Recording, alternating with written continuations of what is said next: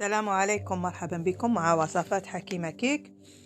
وصفتنا نهار اليوم جيتكم بواحد الخفاف تاع الفارينة روعة وما يحتاج لا دلك ولا تعب ولا شيء، وراح تقدروا توجدوه في وقت قصير ويجي ما شاء الله خفيف وفارغ من الداخل. تبعوا معايا في تحضير هذه الوصفة من الأول للآخر، مشاهدة ممتعة إن شاء الله. على بركة الله نبداو. عندي هنايا ندير 2 كيسان تاع فارينة هيك،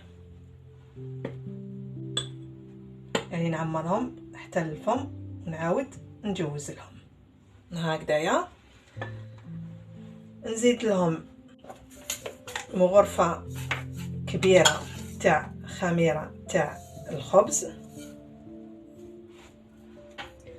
نزيد لهم نص ملعقة تاع السكر.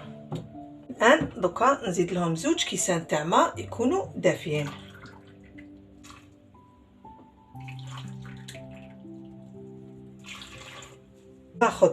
نحرك شوية بالملعقة تاع الحطب هكذا خشبية، ندخل الملح الفارينة مع الماء، من بعد نخلط بالبغا.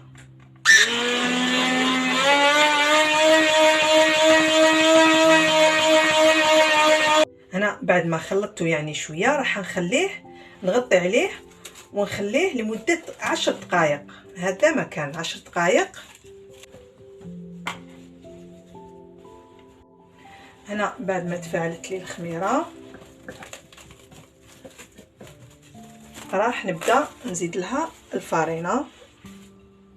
كما راكم تشوفوا انا هنا درت شويه تاع ماء سخون باش طلعت لي، بس لانه كاين بروده بزاف نحي الماء اللي درته من تحت ونبدا نضيف في الفارينه. الان نحبط الخميره ونبدا نضيف الفارينه. ندير الكاس الاول هاوليك، كذلك ما ننساوش الملح. ندير الملح ونبدا نخلط.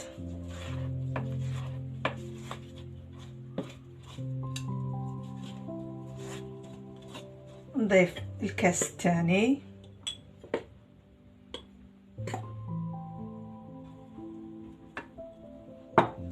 ونبدا نحرك، يعني نقعد نحرك بالملعقه الخشبيه. من بعد كي نكمل كامل نبدا ندير يدي ونعجن فيه شويه. هاي ليك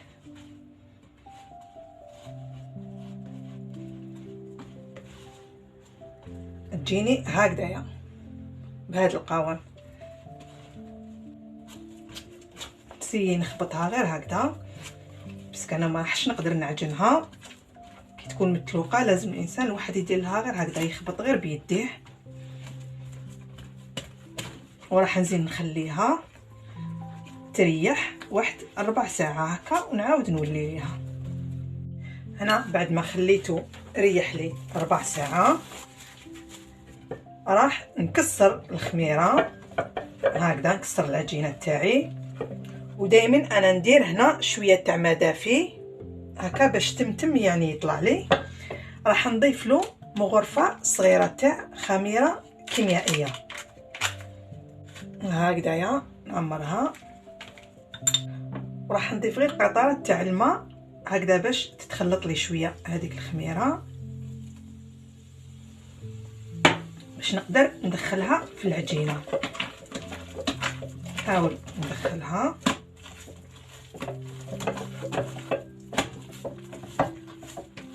هكذايا.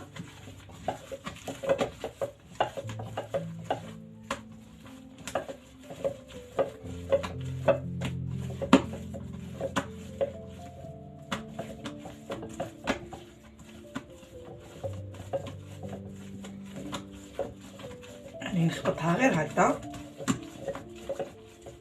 وراح نخليها الان المره الاخيره نخليها تخمر لي لمده يعني 30 دقيقه الى 45 دقيقه. بعد ما خليتها خمرت لي هاي لي كيما راكم تشوفوا الان. دوكا نحبط لها الخميره ونديرها ديبول، ندير يديا شويه في الماء هكذا، ومتون نزيد ندير يدي باش كامل هذاك العجين اللي لصق لي في لي كوتي نعاود نجمعو مع العجينه. عندي بلا هنا خديتو ندهنو بالزيت هكذا، ندهنو بشويه زيت ونبدا ندير لي بول تاوعي.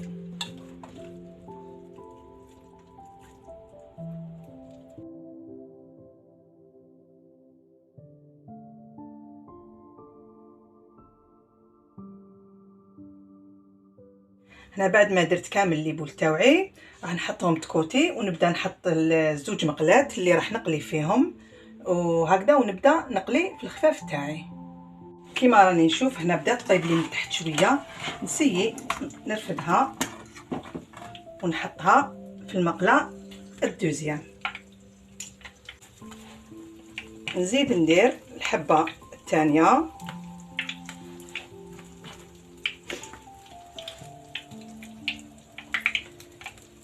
هكذا، نسيي باش الحبه تجيني شويه كبيره نسيي نحلها.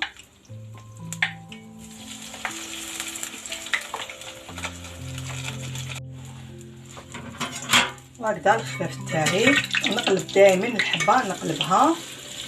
راني نشوف الحبه هذه طابت لي كيما راكم تشوفوا، نقطرها شويه من الزيت كيما راكم تشوفوا. شوفوا كيفاش خرجت لي ما شاء الله. نحطها نزيد نرفد هذه اللي طابت لي من تحت نديرها هنا. بدا الزيت يسخن لي، نسيي نقص شويه النار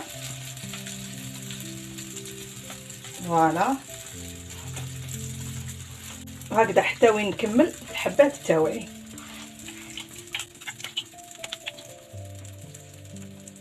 هذا قد ما نحلها قد ما تنجبد لي كيما راكم تشوفوا. هنا النار كي كانت قاويه طابت لي من تحت بزاف، راني عاود نقصت لها وقلبت الحبه يا هاي ليك.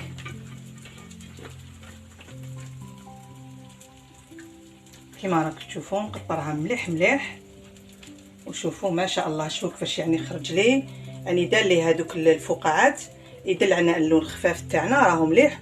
شوفوا يعني جا مقرمش، ها يعني راهو سخون دركا.